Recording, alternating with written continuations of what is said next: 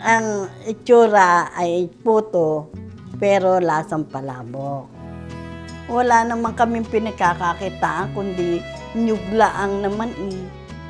Ay tinuruan ako ng lola ko na magluto ng puto, ng mga palabok, at yun ang siyang naman ako sa lola ko.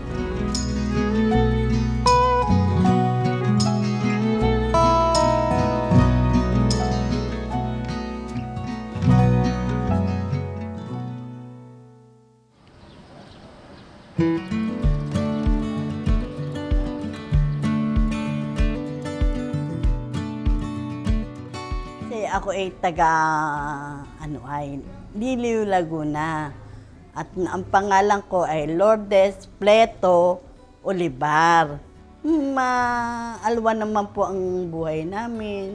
Hindi naman gaanong mahirap, hindi naman mayaman. At sabi nga yung ako ay doon lumaki sa lola ko.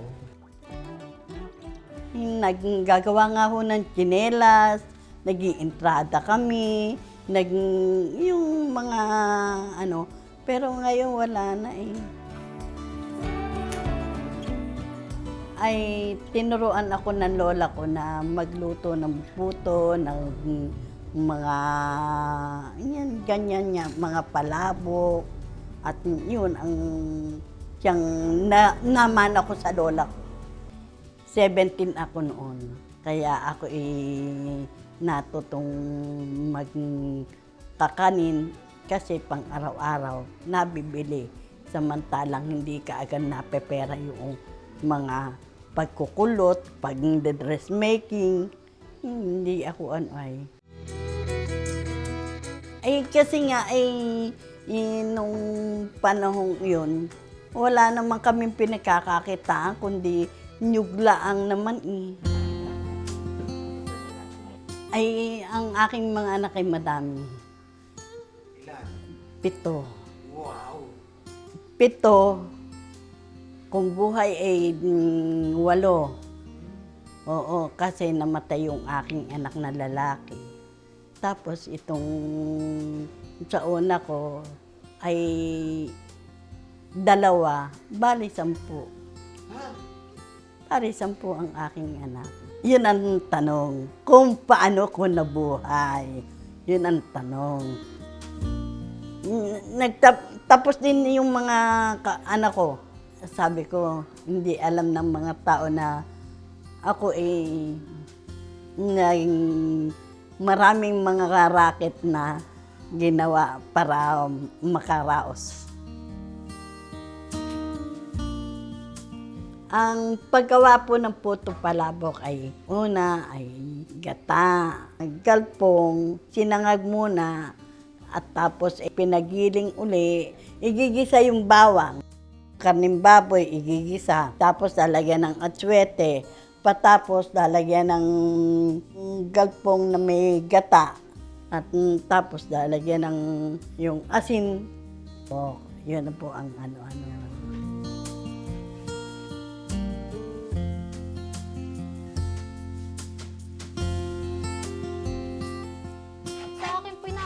Kasi po ito talaga, yun nga po, kung tatanungin nyo dito sa aming bayan, kilalang kilala po siyang magluluto. So parang, ang ano po sa amin, kung yung iba nagagawa nila, kami pa kayang mga apo, anak niya, hindi namin magawa. So parang ang ano din po namin dito po kami lumaki, sila pong magkakapatid, yung mga anak ni Lola, kaya ayun po, parang ano na din po namin talagang, hindi man po namin mamana talaga na magluluto ng ganito. May mga times po na gusto din po namin, kami po mismo yung naghahanap.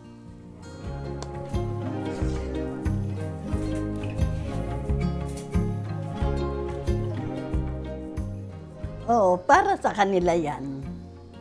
Para sa kanila. Kaya, hindi na ako napapagod. At ang Panginoon Diyos naman ay laging nasa aking katabi.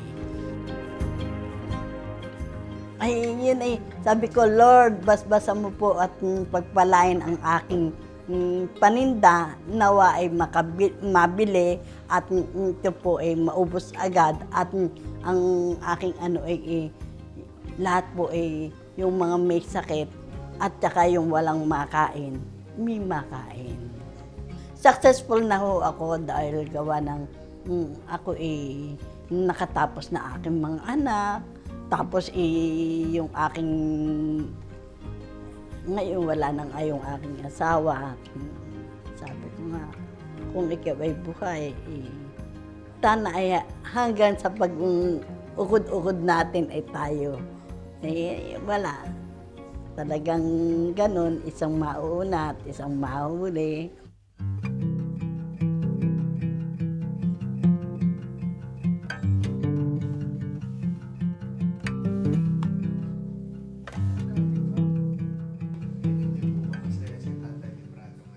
Ay masaya po yan at talagang napakasaya po at sabi nga niya sa akin, kung lagi akong araw-araw ay sasabihin ni I love you, ay samantalang ako hindi naimik at hindi ako kasi ang katwiran ko sa sarili ko, makita sa gawa, huwag sa ngawa. Oo, ganun lang ako.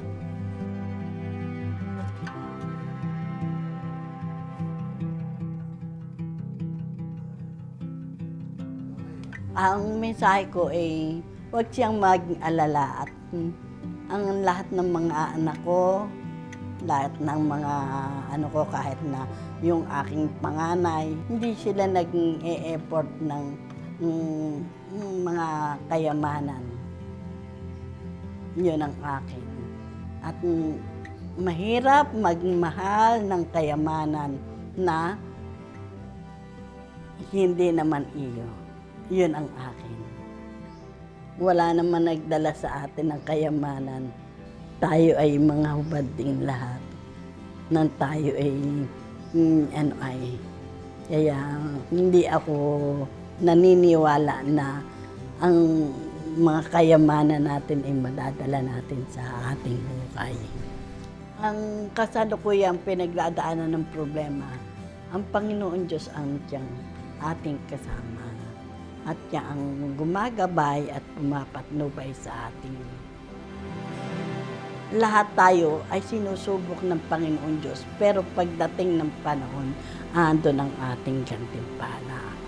At yun ang siya kong natututunan sa Panginoon Diyos na kaya lagi akong ng Biblia.